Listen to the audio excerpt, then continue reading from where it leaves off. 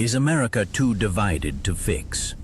Tonight I sit down with the Agitatorz, and we're diving straight into woke culture, faith, ICE, and the my way or no way mindset tearing this country apart. This is the MiddleGround Mic. All right, everybody, welcome to the MiddleGround Mic. I got some great guests here from the the Agitatorz. That's how you say your show, correct? I got Jason, and you know what, man, I'm not sure about. I told you I'm bad with names. How you pronounce your name again? So I'm L Milliner. Milliner. Okay, I'm terrible with names. Listen, I always ask people to pronounce them, but Hey, these all guys. good, man. I'm bad with names too. I remember faces, not names. Yes, these guys, they're good, God-fearing Christian men. They're reasonable men. Check their stuff out there. They're pretty good size there on YouTube. I encourage you guys to check it out because reasonable is anybody who listens to the show knows I'm about reasonable, balanced conversations. Like, remember we all breathe the same air, walk on the same dirt. But let's dig into it a little bit, y'all. Some of that national stuff that's kind of that's gone down recently, especially with, let's kind of start off with the my way or no way mentality. That has kind of seemed to really overtake the country, right? And I think in principle, both sides are maybe not as much as super far left. So I don't want to go that direction. But a lot of sides, they have, in some certain points, they have some valid things. Hey, this is how I feel. But how do we, from here, because you guys are from down south, I'm from north. How do we fix this? How do we fix the my way or no way? To be honest, people have this idea about politics where politics are negative, they're bad, they're something that we shouldn't engage in. Even Christians believe this. It's just something like they want to shy away from. But what they don't understand is that politics is something that should bring people together to pass laws, to create policies and pass policies and things that make sense for the majority of Americans, right? And what's happened over the years, I think I will probably say, to be honest, for me, from my perspective, the Obama administration is kind of where the politics became very, very polarized, where you see general American population staying in that same mentality of we're doing things common sense ways, right? Like no same sex marriage. People know what a man is, they know what a woman is. You can't flip flop your gender. This was understood on both sides of the aisle, right? Yeah, At that, to my 2008, 2010, 12, that's everybody was in agreement.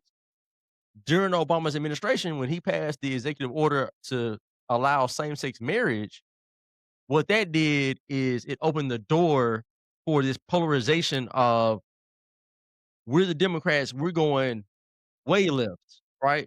We're leaving everybody else behind. So that's what I saw looking back on it. That's what I saw happen. So it created this whole idea of it's either my way or no way, right? yeah.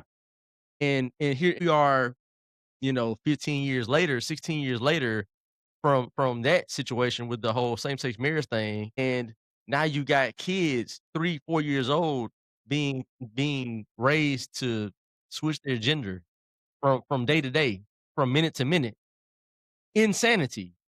So, it's kinda, and then as a for me as a Christian believer, as a Christ believer, I understand that there's truth, right? It's not my truth, it's not your truth, right? It's the truth. And the truth is, we have to make sure we're doing things in alignment with God. And if it's not in alignment with God, then it's not for us to do. So it's really His way or no way. So I think even saying that in the public, people will take that and say, "Well, that's extreme, right? That's Right. extreme now." A decade and a half ago, that wouldn't be extreme to say, No. but now it's extreme to say that because now I'm drawing a line in the sand, and now people are saying, "Oh, he's overstepping his boundaries and trying to make me conform to what he believes." No, I'm just saying for me and my family, or me and people who agree with me, we understand common sense tells us to live this way.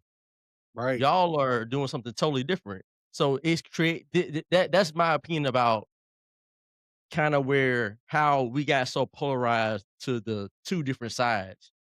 It really started with Obama, Yeah. if you know, in my opinion.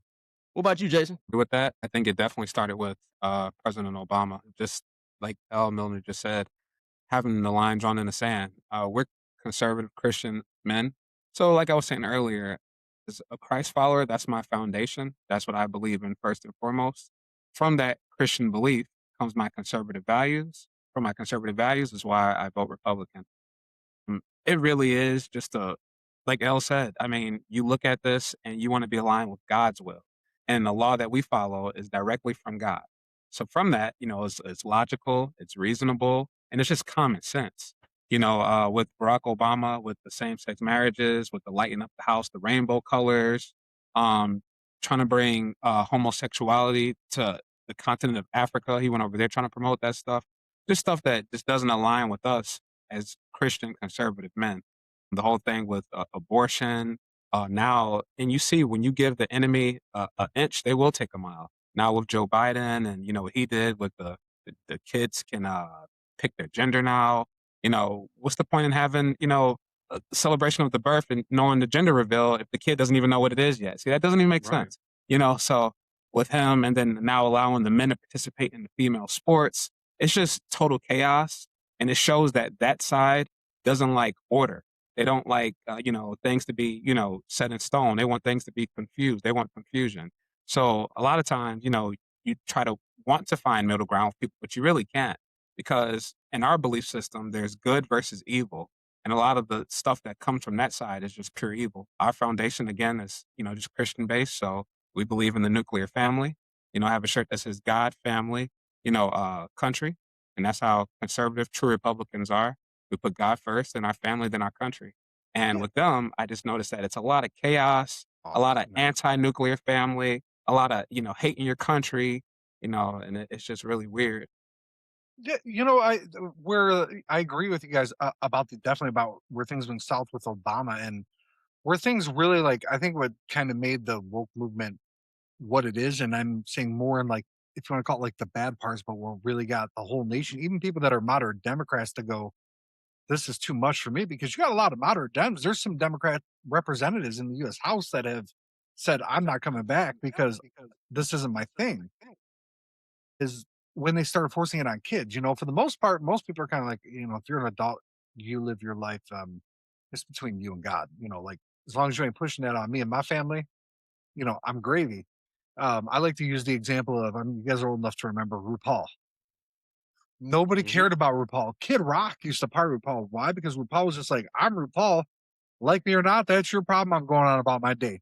So nobody cared because RuPaul wasn't saying, you have to do this, you have to do that, you got to treat me, you got to do, it was just like, hey, we're cool, cool. We're not. I'm going to move on about my day.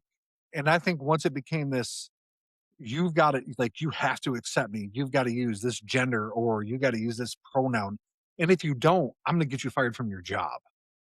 And once it started going that far, that's what really that was like the power keg moment. That's what really exploded it because it went from live your own life to now you're wanting to tell me how to live mine. And that's when a lot of that pushback happened, and the worst part is you get a lot of Democrats behind closed doors and they echo the same feelings. A lot of them won't say it in public, but they Mm. echo a lot of them echo that same feeling. A lot of the ones that obviously aren't super far, super far off the reservation. You got some of them out there like, John Fetterman. I mean, he's pretty much even said, he goes, stuff doesn't belong in schools. That's not a place for it. And it's like, man, I mean, like, that's a starting point, and that should be the starting point. That should be the bare minimum. But it's for me, it's kind of gotten like this thing of, well, unless we have a whole school that's themed around it, and there's pronoun bathroom this or that, all of a sudden everybody's a bigot and this. No, whoa, like pause. If a parent wants to raise their child that way, I'm against it, but that's their business to do at home. But the teacher shouldn't be telling my kid how to think sexually, or what to identify as. That's not their place. So Yeah. that's mom and dad's place. And I think that, the breakdown of the nuclear family, like you were saying, Jay, or like, well, being pro nuclear family, but it's broken down is why you have the woke agenda, because there's not that balance in the home. There's not that yin for yang. We all know kids, dad's not home. As soon as dad walks in the door, whoop, yes, sir. Even if you're not a mean dad, it's just that presence, right? It's just that presence. And not every guy deserves to be a father, right? Not every guy should even have a family, because there's some pretty terrible men out there. But most men, I think, are good at heart and want to do the right thing. But them not That's being right. in the home, I think, like Charlie Kirk said all the time, he goes, men are incentivized to not be in the home. Women are incentivized to be single mothers. The whole tax system is set up to incentivize you to be that way, because the poorer you are in certain situations, the easier it is to get by. And you'd rather do that, put baby daddy's address at his mom's house, but he still lives there, so y'all can get that. You know what I mean? Like we all know how that goes. I know how it works. And it's That's just right. like, but what that does is that destroys our kids, Yeah. Yeah. because the minute baby mama gets upset, you already know how that's gonna go. She's gonna, especially when you got a bitter mother of the children, you tend Hmm. to they can get, hell have no fear, like a woman scorned. That is a very accurate statement. You know, Yeah. they will Totally agree. they'll ruin your day. But that's kind of where I guess I go with the woke thing. Like I'm against it being forced down everybody's throat. Like, if you want to live your life, and as long as you're not sitting there when I walk out my front door going, "You didn't say he them yesterday," man. If you want to do Right. that in your house behind closed doors, man, you do what you do. As long as you're Yeah. not like sacrificing babies or doing And anything see, weird, well, who cares?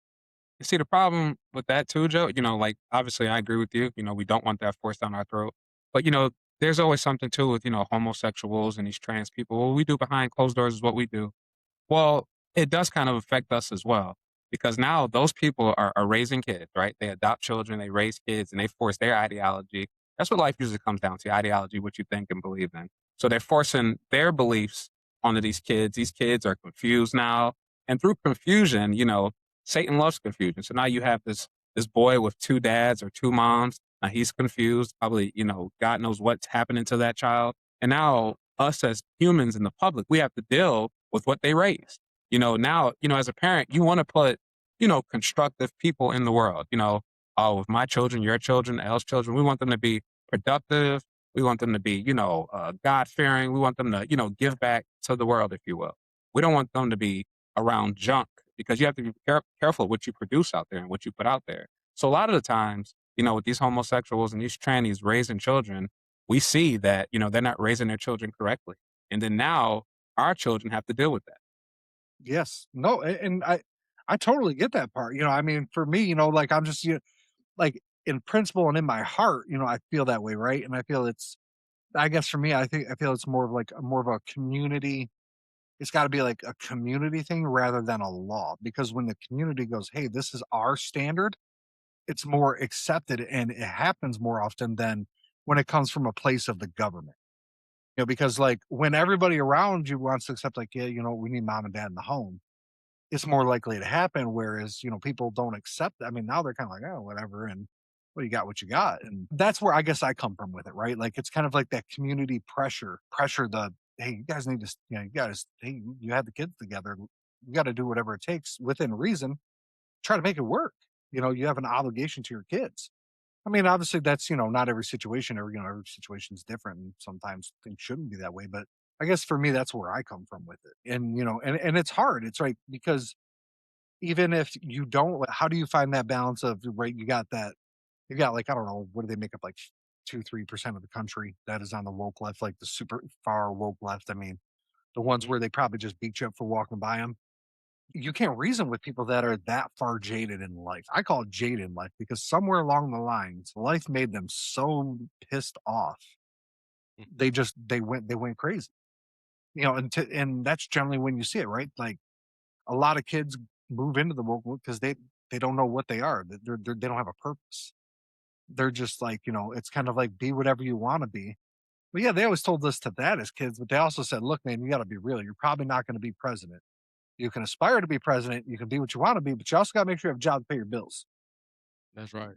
It was That's that in right. the same sense, man. Like you can be whatever you want to be, but I ain't paying your rent. You're paying your rent. Whereas now is, well, I want my kid to be whatever they want to be. I don't want them to have to suffer. I don't want them to have to struggle. we do a lot of people do that out of the good kindness of their heart because you're their parents, right? But then at the same time, when you go too far, think about what made a lot of us, what made a lot of us good people, right? With good hearts, good morals. It's that Mhm. suffering phase. It's that having to work through a phase, having to figure it out to a degree.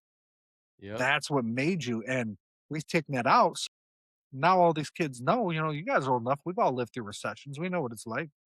Times are not gravy when there's a recession.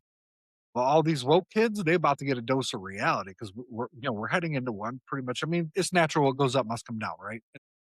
A part of life. Things are way too expensive.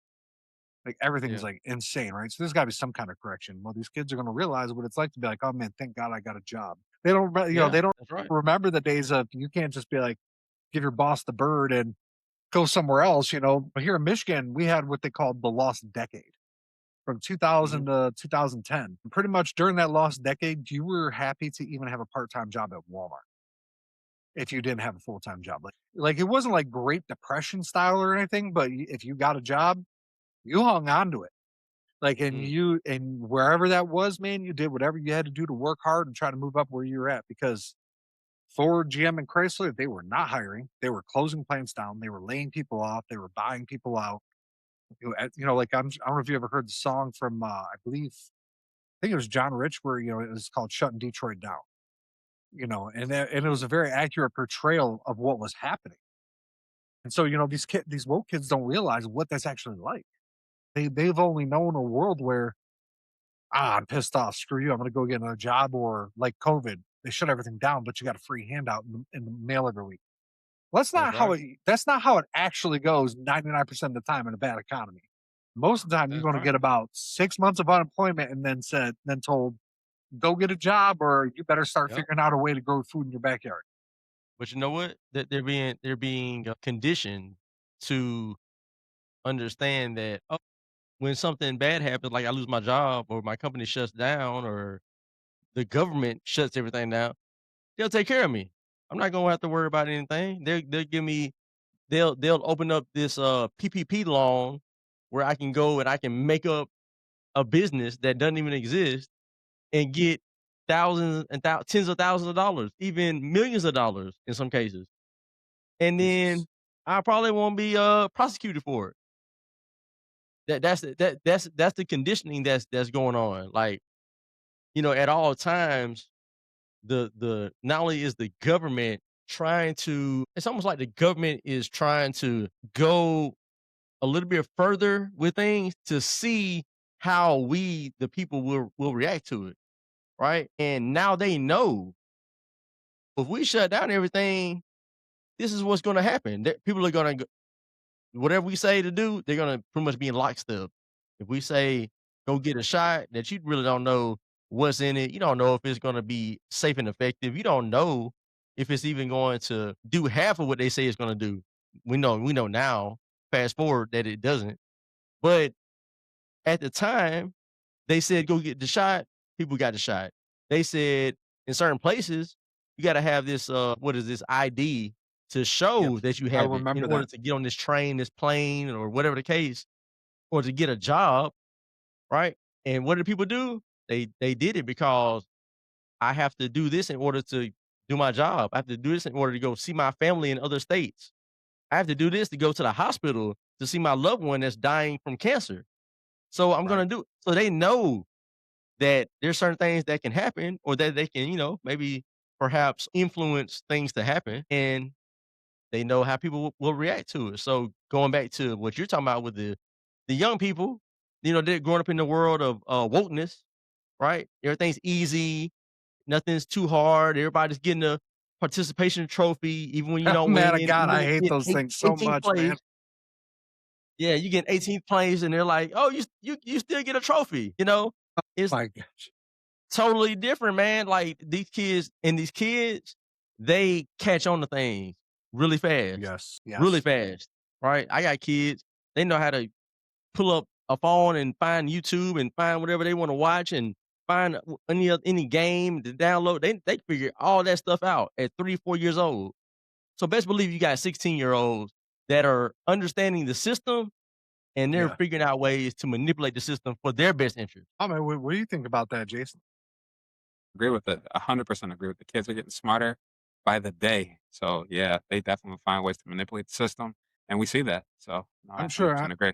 sure y'all remember when we were young, we always thought, we're like, "Oh, man, we know better than them," and back then, they'd always be like, "Oh, no, you'll never know more than me," and now you're kinda looking back like, "Oh, yeah, man, that was just their way of trying to keep you at bay for as long as they could, trying to keep you from overtaking them as long as they possibly humanly could, man." That's oh, man, I know who'd ever thought, right, when we were younger that we'd be growing up going, "Man, I miss the '90s." Like, you never thought that, right? Just like, our parents used to go, "I miss the '70s, '60s," and I'm over here like, "Man, I miss the '90s, man." Everything just seemed because there was gay people back then, there was trans people back then, but all this stuff wasn't like I said, for me, it's like that forced part, right? It was just kinda everybody lived their life, and that's just what it was. It just we lived Yeah. life. Yeah. Everything wasn't an explosion. You know what? Like where I grew up, on like the other side of the tracks with like, majority, quote unquote black neighborhood or whatever, like all of us knew that one kid that was like homosexual or whatever the situation. Everybody knew him to be that. Everybody no we weren't like cool with it, but it was something that everybody identified and said, "Oh, well, when we go play basketball and football and whatever else in the neighborhood, when we go around the corner and have our fist fights, he's not gonna be a part of that." Like, it's just understood. He's the different one, right? Everybody acknowledged and identified the oddball, but we weren't, like, going out of our way to make fun of him or mistreat him in any kind of way. It just was understood. He's different, right? Right, And now and see, he didn't have any power in the majority of the rest of us that are that were not that way. But now the tables have turned because now that individual that's really the oddball is now the power. He has the power structure behind him saying he can do what he wants to do. He can dress how he wants to dress. He can go in any restroom he wants to go into, and you better not say anything about it. If you say nope. something about it, it's gonna be a hate crime, hate Yep, speech, right? Yeah, man, ain't that the truth? Totally. So we have flip flop. It's upside down world that's right. because I don't care what anybody says. There's normal and there's abnormal. We all know normal is a man being with a woman. That's normal. That's how you reproduce children, right? If everybody was living the abnormal lifestyle of same sex marriage and transgender, how would you have kids? Right. How would kids be created? They can be. You still have a male and a female, right? There's not 1,000. What do they say? It's like 1,000 genders. How is there 1,000 genders when there's only two, and those two are needed? You have to have one of each to make a child. Touche. It's like it's insane how far we've come in just a short amount of time. Yeah. I Insane. second that. Totally agree. And like you said, it's a nature thing, it's a logical thing, it's a godly thing. The man with woman. I mean, it's that simple. And the lines have been so blurred. There's all this confusion. You hear like these college kids getting interviewed. They're telling people there's 19 genders and the gender amount is still growing. Like, where are we going? What are we doing? You know, Right. oh my God. I feel like each passing year, like we're getting further and further away from common sense.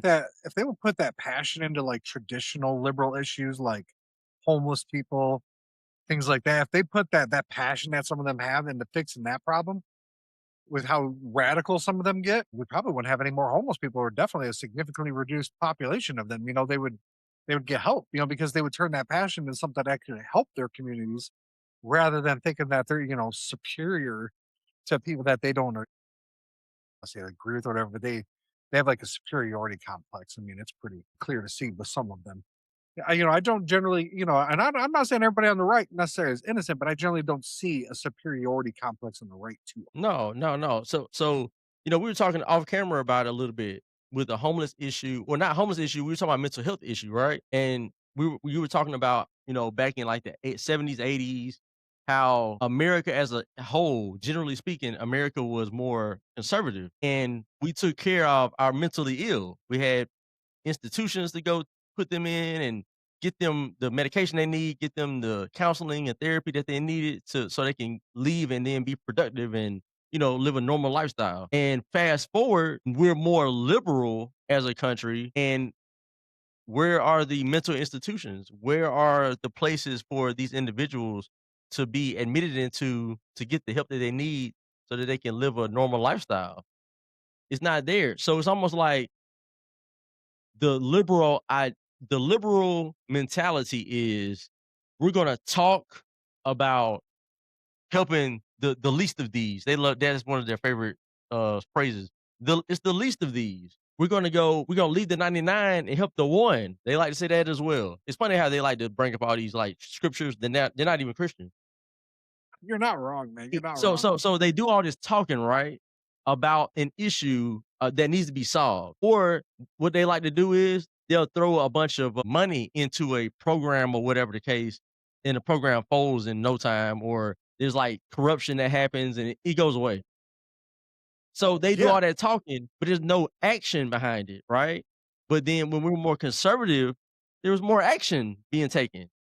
It's so interesting how that works, how the liberal mindset can hide behind we're for the everyday person, we're for the lowest of the low.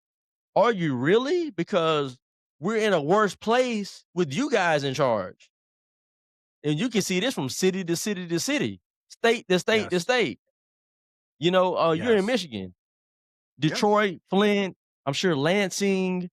I'm sure you can Yeah. find other cities that are run by Democrat, liberal-minded people, and, they probably all say it's about helping, the least of these, the people, the most poverty-stricken areas, and do but how does Detroit look in those areas? How how does Flint look in those areas? What's the crime like? What's the education like? I bet it sucks. How do I Oh know yeah. that? Because where I live in Montgomery is run by Democrats with the same talking points about equality, equity, inclusion. And most of the schools in the MPS school system are failing. If it wasn't for magnet schools, I don't know if everybody has magnet schools. Here we have magnet schools. That's like where the kids who care about school and the parents that care about their students, their kids, they send them there. They try to get them admitted there. And then those schools bring everybody else up, right? Right. If it wasn't for them, everybody would be failing, We have right? So they call it school choice here. okay. Well, yeah, we have school choice, but we have particular high schools, middle schools, and elementary schools that are magnet where they have focus areas like engineering. So this is interesting, right? Because people always assume it's Alabama, Mississippi, Georgia. Those are dummies. They're slow. They're in the country. Those are red states. We actually have a lot of programs that even other states don't even have. And actually, if you take away cities like Birmingham, Montgomery, Mobile, Selma, right? If you take those school systems out of the equation, Alabama as a whole probably has some of the best students in the country. But because of these blue areas, they bring everybody else down. Right. Interesting how that works. It is, man. What do you got to say about that, Jason?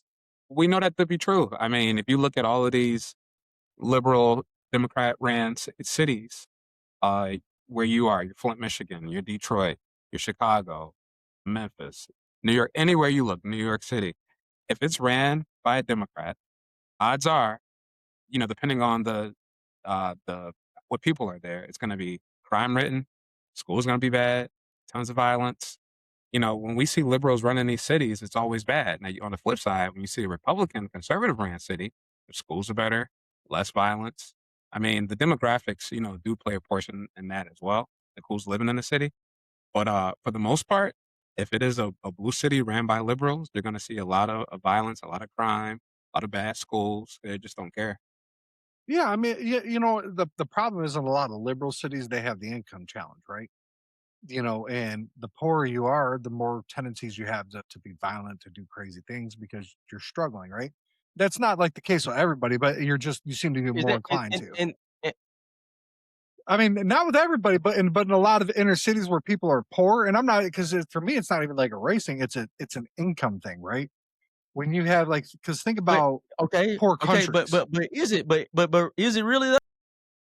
I think by default, not maybe not necessarily. So if, I guess maybe the best way to clarify how I'm trying to say it is there tends to be more of that situation that comes up in a community like an inner city where it's tends to be gangs, right? They tend to be quote a lot of democratic ran cities. They have those tendencies, right? But it's when you look at so we have trying to think of the city's name up here.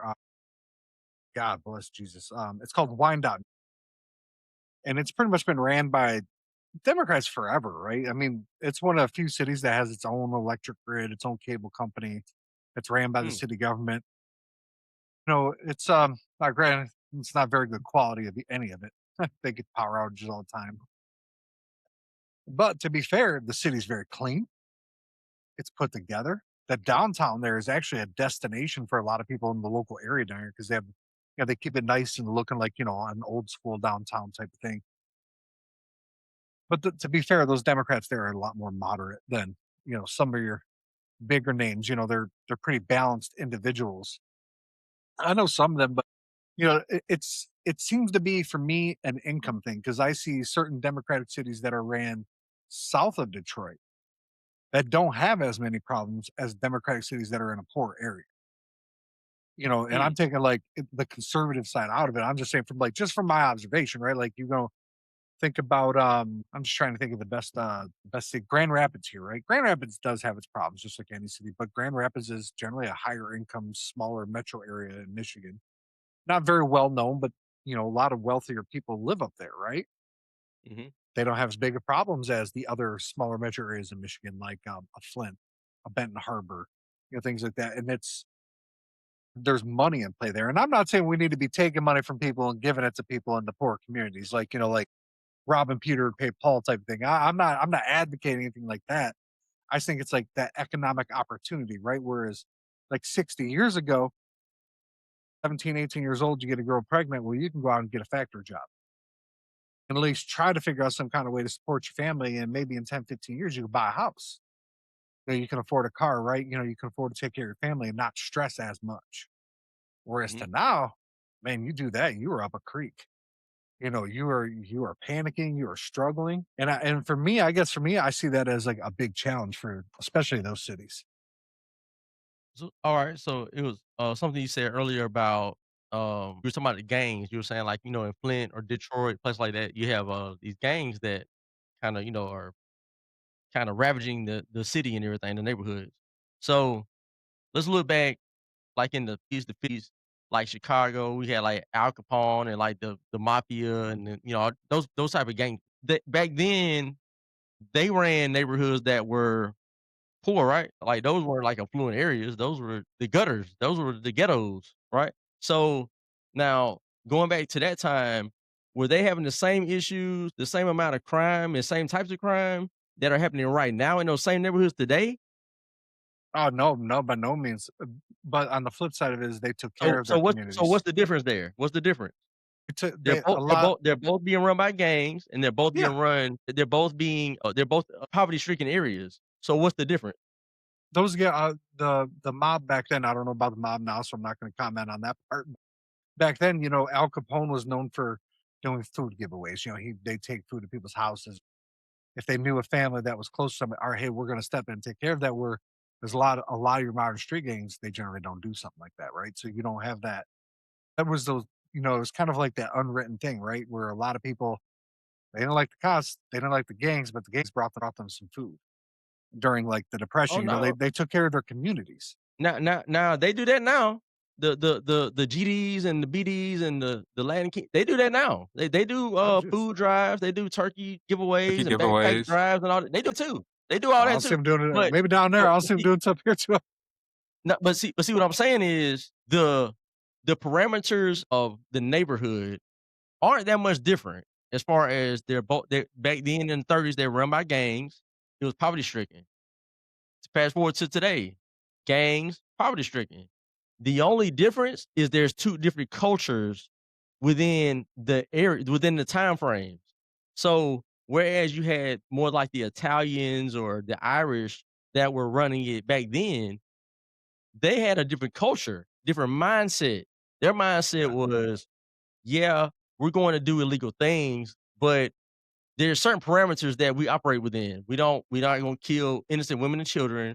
We're not gonna be allowing our young soldiers to just be out here just beating old ladies over the head and taking their purse and running off. If they do it, there's gonna be Right. repercussions. Today, out the window. They Yeah, allowed to no do doubt. whatever they wanna do. There's no structure. The culture is Yeah. totally different. They don't care about kids. They in Chicago, they lit a 15-year-old boy on fire, and he wasn't even a gang member. I remember that from years ago. They burned him alive in the alley. He wasn't even a gang member, but because he was in a certain turf, there's no structure. They decided to do that to send a message or whatever the case. So what I'm getting at is there's different cultures at play, and when you have a culture like the culture that's going on right now, it's there's almost really nothing that you can really do to really help the neighborhood as a whole, help the school system as a whole, because the people who are running it, the people who even the principals and the superintendents, their mindset is no better than the gang member, the gang leader. They have the same mindset. I'm going to take from the situation. I'm not gonna give to the situation. I'm not gonna make sure there's structure and all that. I'm gonna let the kids run the insane asylum, which is why in the inner cities, from state to state to state, city to city, school systems suck. Because the people that are in charge have the same culture as the kids that are running amok, right? And there lies the issue. It's not a poverty issue, it's a mentality and a cultural issue. That's really what it comes down to. And I think we do ourselves a disservice, and I do understand it. I get it because a lot of people really don't want to. It's like a thing in America, maybe not in many other countries, but in America, there's this thing where most white people, quote unquote, white people, don't want to tell black people that what they're doing is wrong or that they need to change anything. It's almost like you can, yeah, you can kind of identify it, but you don't really want to just tell them straight up. But best believe on the other side, they don't care how you feel about it. They're gonna say whatever, and it's okay. There Yeah, lies an no, issue. So that goes back to what you said about earlier, the my way or no way mentality. That's another example of that. On the white side, they don't want to call out black people. On the black people side, they don't give a rat's you know what about white people at all. White people get right. into an issue, but black people got their phone out. Oh, that's fun. Look at them white people over there doing look at them thugs over there. They're gonna put her on World Star because it's entertainment for Yeah, them. Their culture is this is fun. This is entertainment. I can get a laugh out of this. right. No, White people I don't do mean, that. I definitely get that. I mean, that goes back to, like what I always try to say is balance isn't weakness, right? I was trying, how can our country, because we obviously all got principles, right? We got like certain things in our convictions, especially being Christian, right? Even though I'm a middle of the road person, I know there's certain Christian convictions that I have that, a lot of people left and be like, hey, whoa, but, like I was saying, balance, it's not weakness, but how does the country find that middle again to where we can go, okay, we have our principles, right? But like, how do and I mean, let's subtract out, like the woke agenda part, right? Because even a lot of Democrats agree that that's a problem now. Like Democrats are starting, some of them are separating themselves from that extreme. Not all, but some.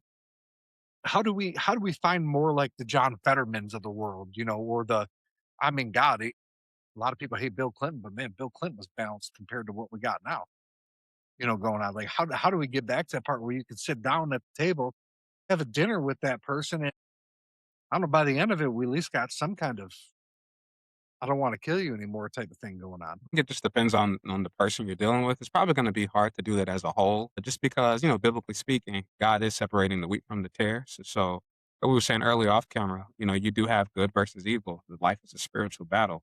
So it's kind of hard to find common ground when you use common sense and one side doesn't use common sense. For instance, what common ground can you find with, a transgender who wants to, date somebody else and then have them adopt a kid? We can't, men, El Milner, we're the agitators. We can't find common ground with somebody like that because we're so against it. We draw that line in the sand. There's no fence for us to ride, essentially. In our book, Satan owns the fence too. So you're either on the left or you're on the right. A lot of times, there can be no middle ground. With some things, I guess there can be. You can find something, but for most things, for most Christ-like things that we're talking about spiritually, it's either God's will or it's Satan's will. You can't ride two horses, as a man. So it's either one or the other. It's up or down. It's left or right.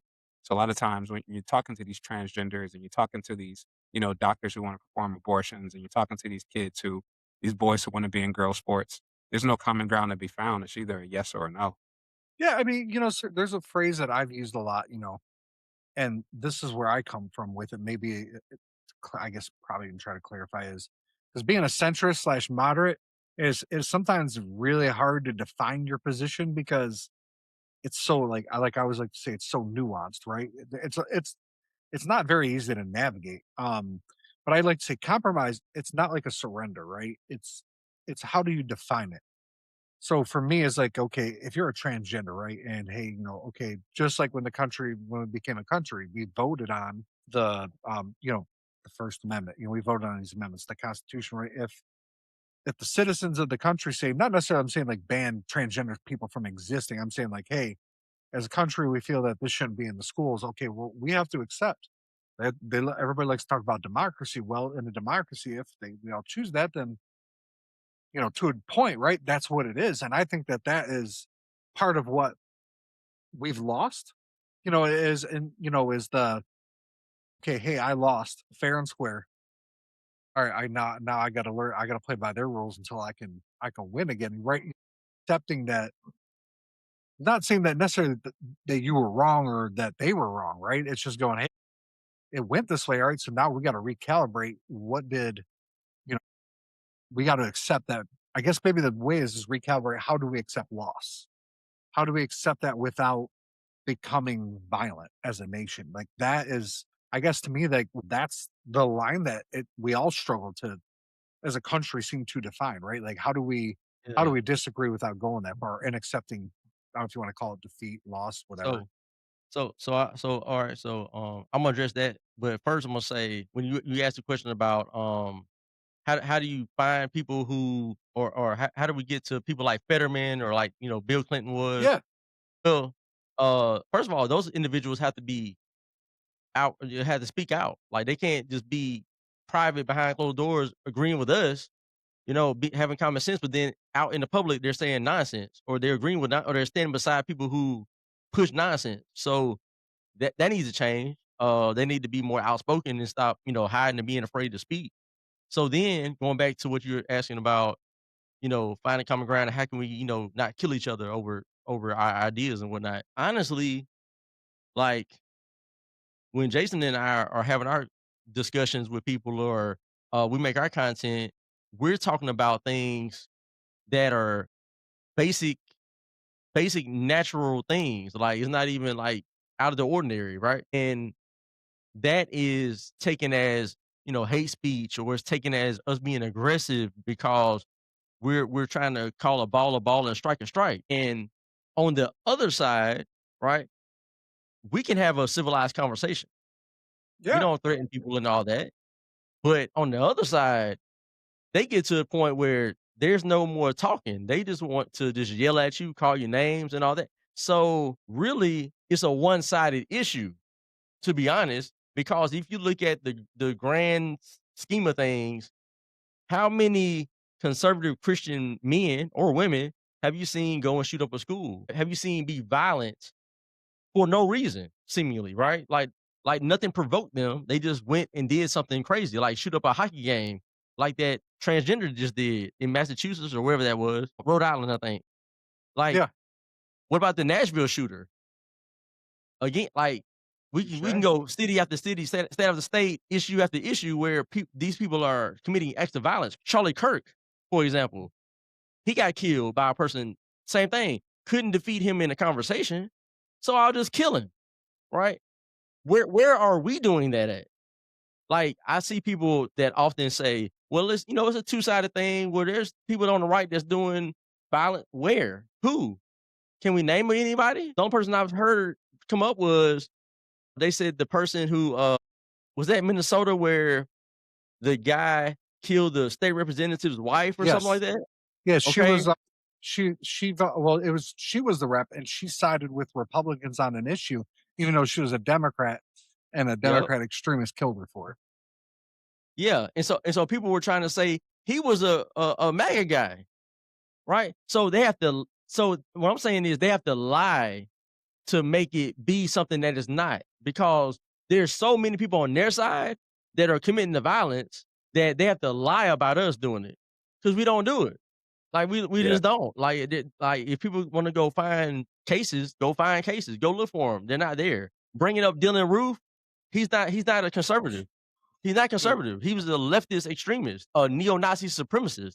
That's leftism. That's not rightism. Like, I don't think people understand politics or whatever. Like, when you are on a side where you're hating people for the so-called color of their skin, or you're want to commit acts of violence, and that's left extremism. It's not right extremism. We're not the same. No, 100%. 1,000 right, 100%. man. Go ahead, Jason. No, I totally agree. I couldn't agree more. It's always people, look at these past shooters, like you're saying, they all look similar to a certain Yes. extent. They have this gender identity problem. It's a lot of transgender shooting up school. Like El just said, I can't think of one example where there was a conservative Christian doing that, So it's hard to find middle ground, like I was saying earlier, with somebody who's just so illogical, so far left, so loony, and we use, first of all, God's will, logic, being reasonable, and just common sense, which is super difficult to do that, with people on that side. No, it is. I mean, I was telling you guys, off camera before, is I had posted the thing, I really wanted to go to one of these ICE protests and see, like, could I find somebody there that would actually have a conversation with me without being like, I want to punch you in the face because you're not thinking like I do, Like, we don't all here see it perfectly eye to eye, but we're not sitting Mhm. there telling each other we want to beat each other in the face. Exactly In right. principle, we agree on a lot of things. So I'm like, okay. And so I posted this, and I was getting called a Nazi, racist. I got told that, well, if you think there's a middle ground at anything, you support genocide. And I'm like, yeah, I even said on there, I'm like, y'all need to go really back and look at a history book, because Nazis killed, like, now some people are saying 4 million Jews, but the long standard time was 6 million, however you want to word it, plus the other people that they killed. That's genocide. Okay. What's going on in this country right now is not genocide. It's not Right. genocide, no matter how you want to, then they'll try to pull out some kind of twisted Webster's version dictionary of fascism. And I'm like, you can pull out any definition from a dictionary, pick 2 or 3 words from the sentence and be like, see, told you so. It's kind of like, sometimes when you'll hear judges say the spirit of the law. It's the spirit behind what that, love or hate Donald Trump, love or hate Joe Biden or Barack Obama. None of them have been kings. They still, as much as power as they have, and they've done things that a lot of people don't like, the courts still can overrule them. And even when it comes down to it, even the president, he found another avenue to go after, like the tariffs, right? But he respected that aspect of the ruling by the Supreme Court, because he knew, like, okay, hey, boom, that's where the buck stops. Now, if this was Nazi Germany, they would just arrest the Supreme Court and do it anyways. There you go. Yep. There you go. Yeah, That's the there's no difference. kings in America. The only king we bow down to is Christ. So, Right. Trump, I got a Keep America Great hat on. My brother's got a Make America Great hat. Like, he's not our God. Like, we support our president because he's not a king, he's the president. Right. He's the president like he was the first term, when everybody was saying, "Oh, he's about to put all the blacks back to slavery, and he's about to do this and do that." Like, and none of that happened. And then fast forward, Biden was in office for 4 years. and then Trump got back in, and all that talk about what Trump was gonna do, be a king, be a dictator, be a Hitler, and all that stuff, all that talk that they did the first time and nothing happened, they brought that back up again as if they didn't say it the first time. Like, Right. and still none of that's happening. We understand he's the president. He's doing a fine job as president. Are there some things that I don't like? Sure. There's things that I don't agree with. I didn't agree with the 2020 shutdowns. I didn't agree with the whole thing about getting a shot. I didn't get the shot to this day. Yeah, my brother didn't either. So like there's things that we didn't agree with, and I was vocal about not supporting that. But because I wear, USA gear or MAGA gear or whatever, people just assume that, oh, you're a loyalist to Trump. He can do no wrong. Well, yeah, he can. He can do wrong. He's a man just like I'm a man. But Right. I support his vision for what he wants America to be. I support that. And everything that I've seen him do is, for the most part, is pushing us into that direction. So Mhm. I like it. You know what I'm saying? I support it. This is what I like the fact that ICE is going state to state, rounding up illegal aliens, especially the violent ones, especially the Yeah. ones that have already committed acts of violence. And like this is again common Common sense. This sense, is right? something that's Common not sense. even this is the layup. Like who doesn't want a person that's a rapist, a murderer to be removed from the country? Like, doesn't that make Right. sense? No, 1,000%. And and those are the people we're going that's our side, and we're going against people on the left side who want this chaos. They wanna go out there and protest. They wanna interfere on ICE agents doing their jobs, and then they wanna, run over an agent with the car and act like they didn't do anything wrong. So we're trying to find common ground with those people. Man, it's just, it's crazy. It's hard, and it's not easy. Let me tell you, man, like hopefully you guys think I try to be a reasonable person, right? Like Yeah, for sure. Yeah, definitely. I try to be like, okay, hey, because there's a lot of things that I agree on principle on, but I know like, okay, hey, it's just my heart tells me I agree with it, but I don't necessarily always know if I can be pushed that way for me, right? But I try to like even I have friends that are on that. I have a friend that, we didn't talk for about 3 or 4 months because of my show. And he goes, and it was after I had Trump's former lawyer on. You're just supporting fascism and this, that, and the other thing. And I'm like, I'm like, what about that interview gave you any clue of any of that? This guy's part of the American Rights Alliance trying to defend people's rights for getting unreasonable prison sentences. What about that screams fascism to you? Because in fascist countries, they don't do things like that. There's Right. nobody in a fascist country, no lawyer's sticking their neck out for you, no matter who you are, because they don't want to die. And, It should There you go. and so like I try to, I can say that there's been people on the left, and I'll say this, and this is not knocking anybody on the right because I've had several people from the right on my show and they're good people. And, a couple of them I actually have come to consider them friends.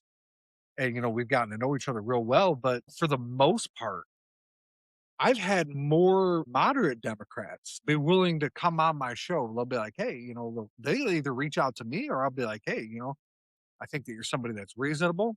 And then they'll be like, okay, well, now whereas there's certain now, don't get me wrong, there's far left Democrats that I've tried to reach out to, and I don't even get a middle finger back. I get ghosted. Like they're like, yeah, I ain't coming near you, buddy. But I had somebody that was a far right person, and he goes, hey man, I don't agree with you on a lot of things, but yeah, I can't do that because I wouldn't be able to have a civil conversation about it. So I'm just not going to do it. And I've had more moderate Democrats, I would say, reach out to me to be like, hey, yeah, let's talk about it. Then I have the moderate Republicans. Moderate Republicans are very quiet when they talk about like that silent majority. Mhm. The moderate Republicans are pipsqueak quiet. I don't want to say they're afraid because I'm not trying to call anybody like a coward, but they don't see an environment where they feel like they can talk is where moderate Democrats, for whatever reason, they seem to have a little bit want to have a little bit more of a voice. And I know a lot more moderate Republicans than I do moderate Democrats. But I've had more moderate Democrats being like, "Hey, man, let's try to talk about it. Let's figure out what we can do to figure something out."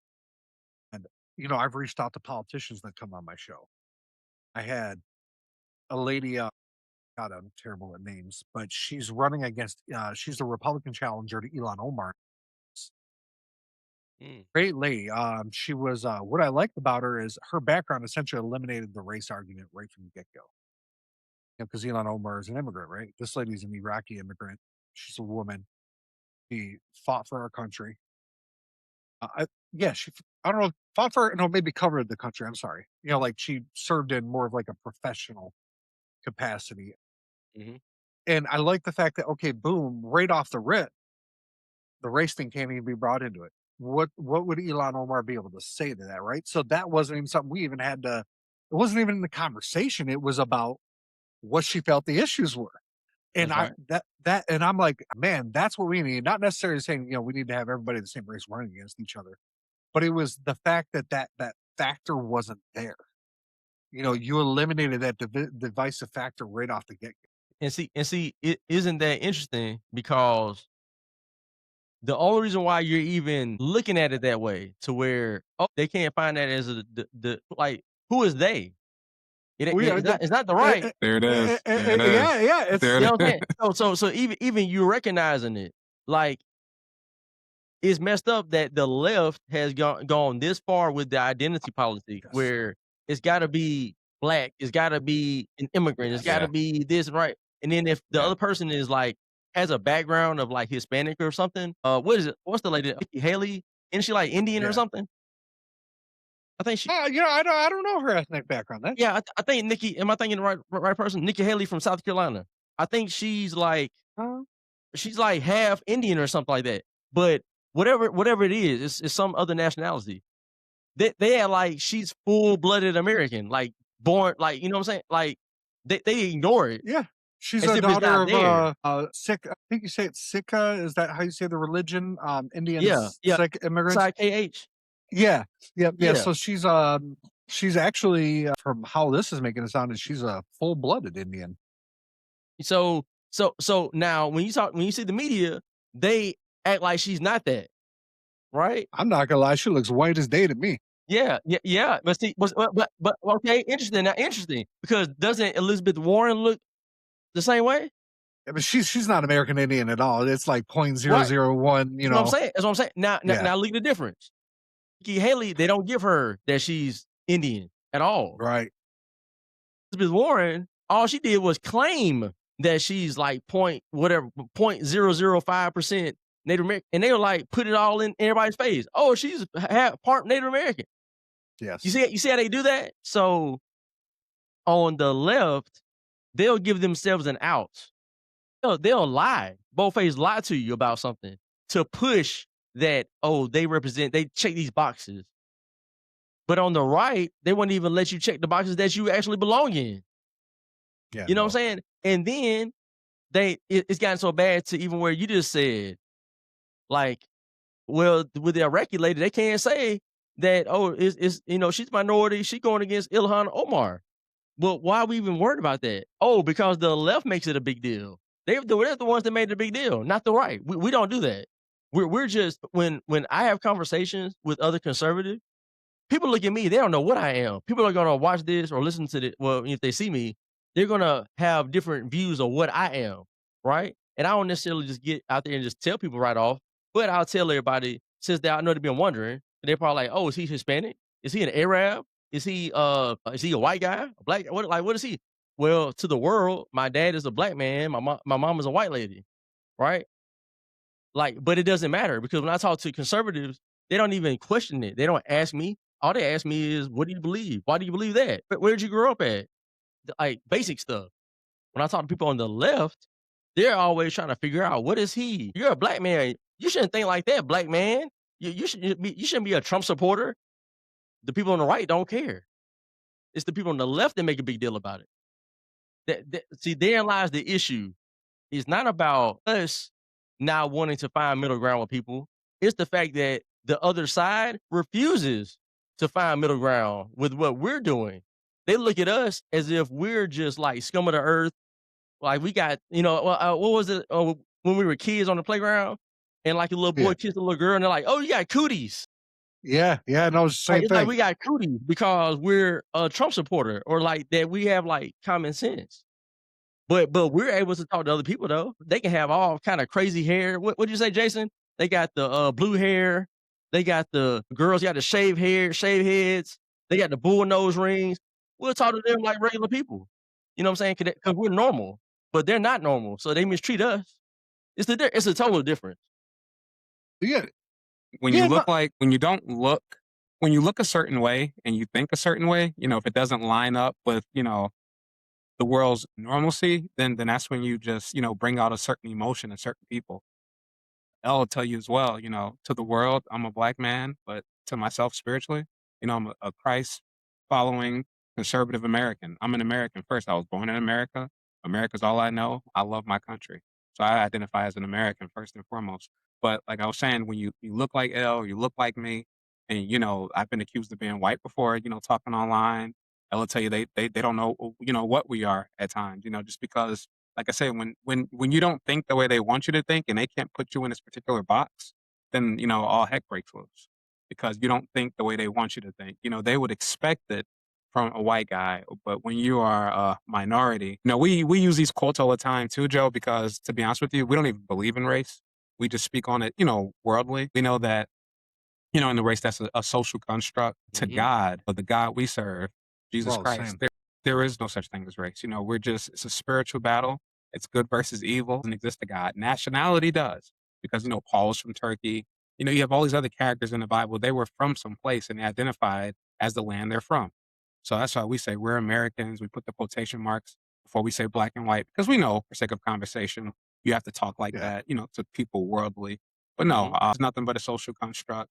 At the end of the day, people are divided by their ideology, what you believe in. A lot of times that boils down to being a conservative or being a liberal. Your ideology is what separates people. Any situation you could think of that we've talked about, it all boils down to what you think, how you think, what you believe in. Satan uses race, because it's a tool in his toolbox. But any situation we talk about, it always is going to boil down to what do you believe in and what do you stand for as a person. yeah, man. I mean, but see, like what we've done here today is what America needs to do, right? Like we're pretty close ideologically, except for some certain nuances that are a little bit deeper, right? But we're able to sit here and talk and not go, man, Jason, you're a terrible person. You should die tomorrow. And that's the part for me. Like what really got me to like push my show like way further than it is, right? Is it bugged me because I lost, like I was saying, I lost a friend literally because I'm a moderate.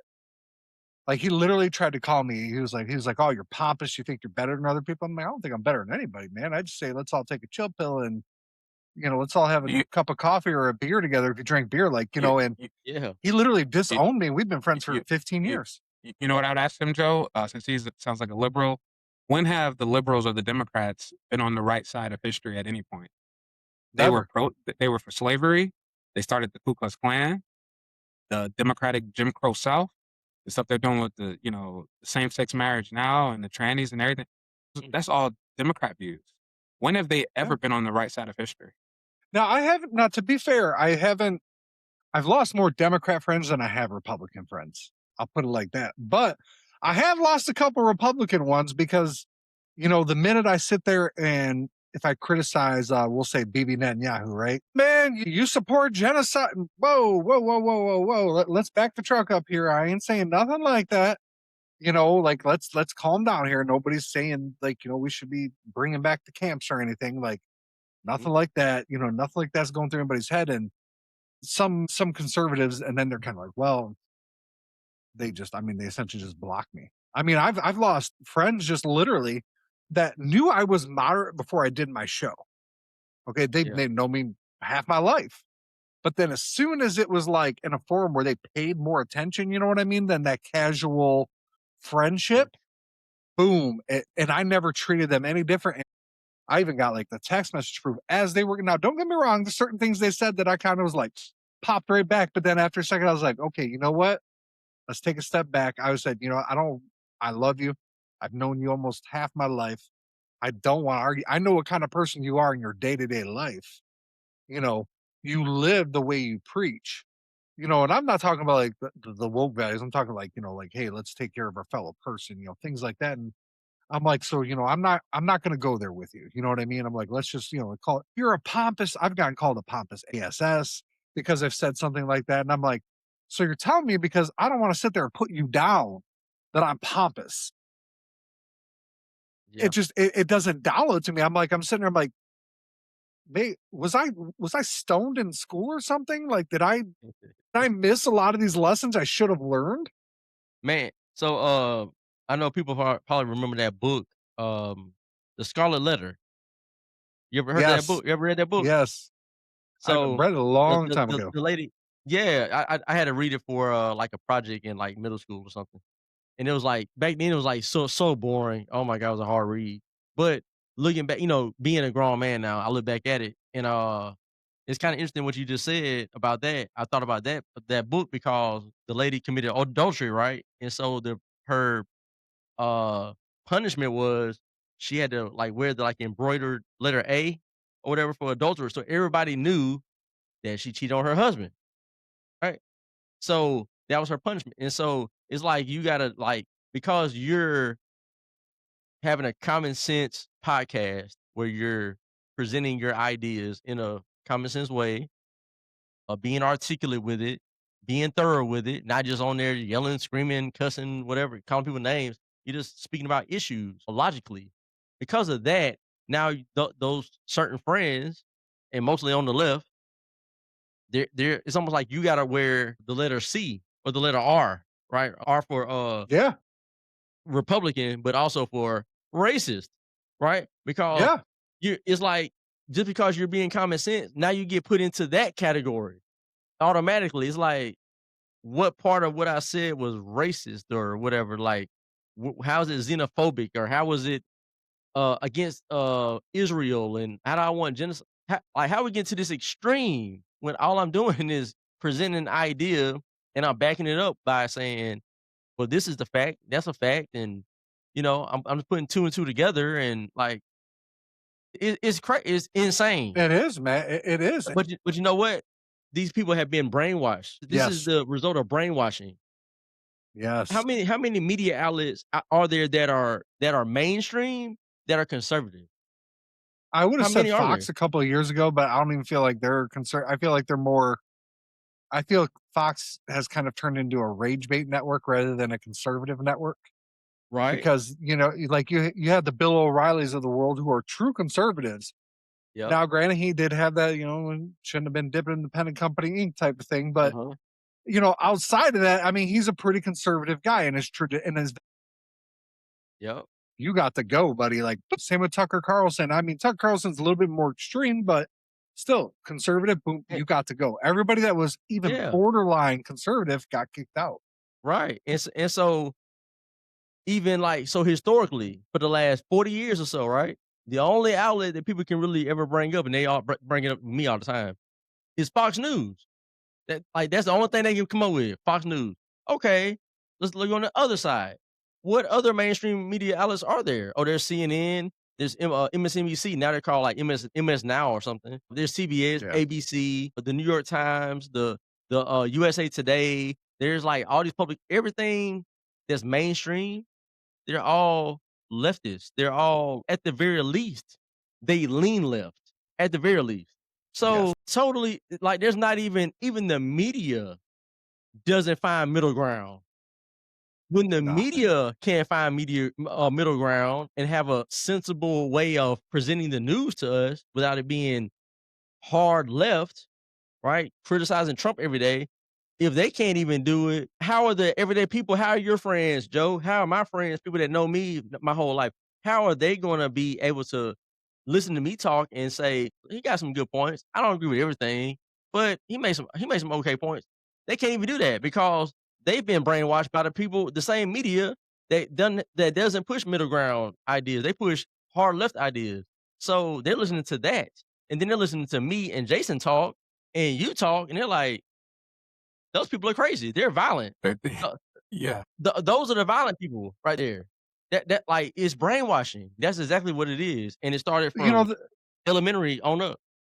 it's great you talked about the media because that really made me think of two reporters before. Well, I'll say first News Nation, and I think it's Newsmax. Newsmax, I think, is a little bit more towards the right, but Mhm. News Nation has like Chris Kumo on there now, and I used to not be able to stand that guy. Okay, like not Yeah. at all. But after he left that network and went there, the guy's a lot more moderate than anybody would have ever thought. Yep. When he was, I believe MSNBC, right? I think he was, or CNN, Oh, he was whichever one it on was. CNN. So, yeah, right. He was obviously, but he even came out on News Nation. I think that's where he's at now. And he goes, I was told what to say, essentially. He was and him and Chuck Todd, who's a staunch liberal, both Mhm. came out and said they were told to lie about Biden's health. They were Yeah. told to lie about it. Like they both came out and said, now granted, Chuck Todd is still that diehard Democrat, man. He ain't backing down on that. But he came out and said, yeah, I was told to lie. And Chuck Todd's come out and said is what they did to Biden, the people around him, is should be considered illegal, and they should go to jail for using the guy. Mhm. Well, his past taken out of it, that man wasn't in his right mind the whole time he was president. That's right. You can tell he had dementia. He has no idea the people around him in a lot of ways used him, and it was like keeping that elderly person alive so that we get the social security check every month. Yeah. You don't Yeah. want to put them in hospice because you want them alive to keep getting the gravy train type. They abused it, right? And Yep. without his name, they didn't have a snowball's chance of winning. He was the only Agreed. name that remotely gave them a shot. You know, I've seen a lot of stuff out there recently. People are like, "Oh, well, come on, man, she's pulling at 30% in the Democratic polls," and I'm like, "All right, let's think about this for a second, y'all. 30%, and you're talking about she's the front runner. And the only reason she's considered the front runner is because she ran for president. And do you guys ever watch Joe Rogan? Or so he had Bernie Sanders on there, and I'm not a big Bernie fan, but I can respect Bernie because first he's pretty darn consistent in his beliefs. At least with Bernie Sanders, you know what you got coming to the table. And that's easier to deal with. When you know what's going to be coming in front of you. But Joe Rogan even challenged Bernie, and Bernie's like, oh, he kind of started the whole fascist type of talk, right? Saying so many words that he was like, yeah, but your party isn't even Democratic. He goes, since Barack Obama's first thing, none of your guys' people have been popularly, like your presidential candidates, they haven't been popularly elected. He goes, because if they were, Bernie Sanders would have gotten the nomination twice because Yeah. he beat Hillary and he beat Biden and he almost beat Obama. So, but they use super delegates to circumvent it. And then, he brought up also Kamala. He goes, Kamala, there wasn't even a debate. There wasn't even a primary. He goes, you guys don't do the very thing you're preaching. And Bernie Sanders went, you're not wrong. And I was Yeah. like, I'm not a Bernie fan, but hearing a little bit of respect for me for being able to say it without looking at Joe Rogan and going, oh, you're a fascist, just like start going off on a tangent, like he was just kind of like, well, you got me there. Like, how can he defend it, right? And Bernie Sanders is extreme, but Yeah. So I can live with a liberal like that. yeah, well, the thing about Bernie is now he would move the goalpost when it comes to I remember being in like high school, going into college, and he was saying, all those millionaires, they just own everything, and we need to tax the millionaires. And then it's like he became a millionaire, so then the billion we got like, okay, it was the millionaires, you became a millionaire, so now it's the billionaires. So now I guess when you can make your billion, now it'd be the trillionaires. So it's like see, that's that Democrat mindset stuff. Like it is they have to move the goalposts once because they'll do the very thing that they're like blaming everybody else for doing. Like they'll call you a bigot for doing something, or like you're racist or Yeah. whatever for doing it. Then they'll do it, and then they'll change. Oh well, now is that over there? Now that's the problem. No, you're the Yeah, problem. You it's shouldn't be in wrong. office. Now another thing about it is I didn't like the fact that Bernie ran or he claimed to be independent, but I when did he ever side with Republicans? never. But he sided Not with once. Democrats. Now So you aren't you a Democrat? I think he now to be fair to Bernie, not I'm using no lyrics. I'm not trying to be fair to Bernie, but I believe he did support auditing the Fed when a lot of Republicans wanted to, but they couldn't get enough of either side to really, kind of bring it to the table because I think they're all afraid of what they might find in some empty rooms when they go in there to audit it. Find out there ain't nothing in there. Them gold bars have gone for a long time and they're in someone's closet, man, and they ain't Yeah. giving them back. Right. And Well, that's I guess a dead clock is right twice a day, so he that's yeah, one it's thing. not it's not it's not Maybe very often. hey, You could probably count him on one hand, and he's like 78 years old. You can count him on one hand, but I yeah. I guess I not that I agree with him or I'd ever be like, hey, I want to have you over for dinner all day type of thing, but Mhm. I can live with sitting on the opposite side of someone that can at least admit, you know what I mean, when Yeah. he's like, yeah, Yeah, man, it got me wrong, man. Like, what am I gonna say? Yeah. 'cause you Whereas know where he the stands. AOCs of the world would have been like, racist bigot, that would have just been the automatic response. Yeah.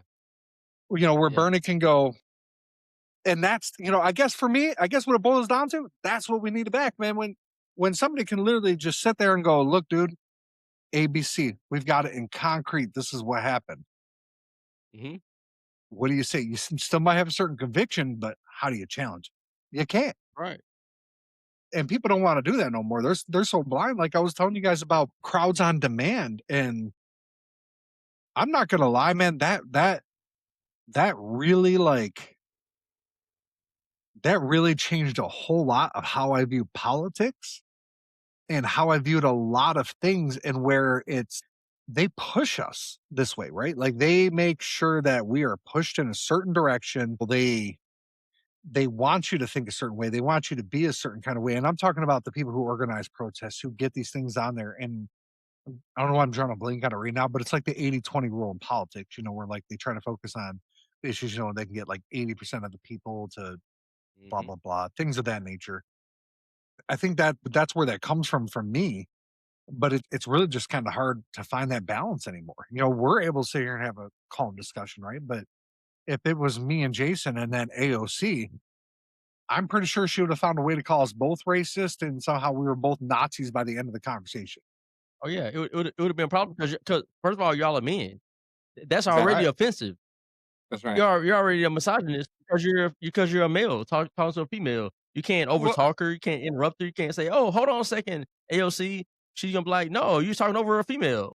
Like you would have no win. There would be nowhere you can win because everything that you do, she's gonna find a fault in it. Card for it. Yeah, she'll find a card to play. Yeah, right. Boy, she'll apply her checklist yeah. of all the things that's offensive in society and be like, "Oh, which one is it? Okay, oh yeah, he's a man. Well, you are a white guy." And then for Jason, White, she yep. say, "Oh, he's a white supremacist sympathizer." It's like, I mean, they just make up stuff. Yeah, they manufacture like you're saying, they literally manufacture things. They really do. Even with the 80-20 rule you're talking about, Joe, I'm sure the 20% that they're talking about or 80, whatever, they're just manufacturing it. These liberals are men, they'll joke about this, but they will steal your jewelry and then help you look for it. Because Yes. they're manufacturing things, they're creating problems, and it's a joke, man. Once you really see, like Elle was saying, we're brainwashed as children to think a certain way, to feel a certain way, to react a certain way over certain words. And, once Christ, removes that veil from your eyes and you can see things clearly, my God, it's life changing. It really is. Yeah. No. I mean, it is, man. It's just insane. We can't have those conversations anymore. And I mean, that's why, like I was telling you guys, man, I like what you guys are doing, right? Like you're putting it out there without demonizing someone's existence. I think maybe that's an even better way to put it, right? Like, I don't know. I mean, we don't like what a lot of people woke and left, but we're not sitting here saying they don't have a right to be alive. They don't Right. have a right to Right. exist. They And can, like, yeah, they can exist. They can speak their mind. We'll have a conversation with them. All that. Like we just don't agree with the lifestyle, and like just like it's their right to have the lifestyle, it's our right to criticize or challenge the lifestyle and say maybe you shouldn't be living like that. Maybe that's detrimental to your health, to your mental health. It's nothing like it goes both ways. Like if we're able to say certain things, they're able to live their lifestyle. We're not out there like stopping them. We're not committing acts of violence against them just because they're different. That's weird. That's strange. That's not what we do. oh It, yeah, it's no, it's their Yeah, 1000%, man. Man, I mean, this was a great conversation, man. Man, we already been out here like almost an hour and a half. Holy cannoli!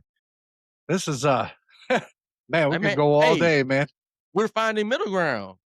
Right? I Yes. mean, but that's what it's all about, man. Like, you go home at the end of the day, you still got your convictions, but you know what?